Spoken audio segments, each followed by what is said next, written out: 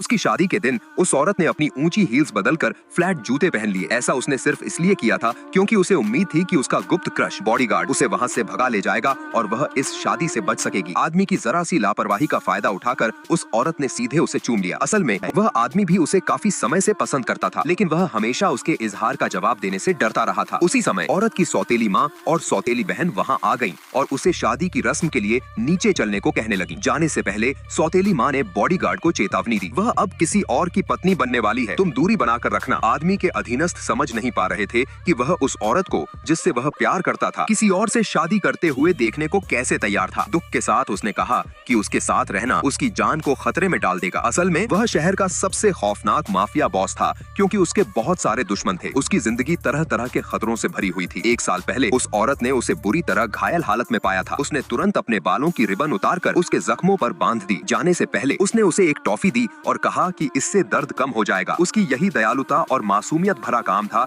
जिसने उस आदमी को उससे प्यार करने पर मजबूर कर दिया। इसलिए जब उसे पता चला कि वह औरत एक बॉडीगार्ड ढूंढ रही है तो उसने तुरंत अपनी पहचान छिपा ली और बॉडीगार्ड बनकर उसके पास रहने लगा। हर बार जब वह औरत खतरे में होती वह उसे सुरक्षित बचा लेता और इन्हीं सुरक्षा भरे पलों के दौरान वह औरत भी उससे प्यार करने लगी। लेकिन औरत की सौतेली माँ ने उनके बढ़ते जज्बातों को नोटिस कर लिया। उसने आदमी को चेतावनी दी कि वह औरत के बारे में कुछ भी न सोचे, क्योंकि वह उसे एक अमीर आदमी से शादी करवाने की योजना बना रही थी। औरत ने हिम्मत जुटाकर उससे पूछा कि क्या उसके दिल में उसके लिए कोई भावना है, लेकिन उसके जवाब ने उसका दिल तोड़ दिया। इसीलिए उसने जानबूझकर सौतेली माँ द्वारा तय की गई शादी के लिए हाँ कर दी। शादी का जोड़ा पहनते समय औरत ने कड़वाहट से उससे पूछा, अगर मेरा पति मेरे साथ बुरा व्यवहार करे तो तुम क्या करोगे? आदमी अच्छी तरह जानता था कि वह किस तरह का जवाब सुनना चाहती है, लेकिन उसने सिर्फ इतना कहा, मैं हमेशा तुम्हारे साथ रहूंगा। यह सुनकर औरत गुस्से में वहाँ से चली गई। शादी के दिन आदमी दुल्हन की दुकान पर वह कंगन लेने गया जो औरत वहाँ भूल गई थी, लेकिन अचानक उसकी नजर आईने पर बने भागने के रास्ते के नक्शे पर पड़ी। स्टाफ ने बताया कि यह नक्शा खुद औरत ने बनाया था। तब वह समझ गया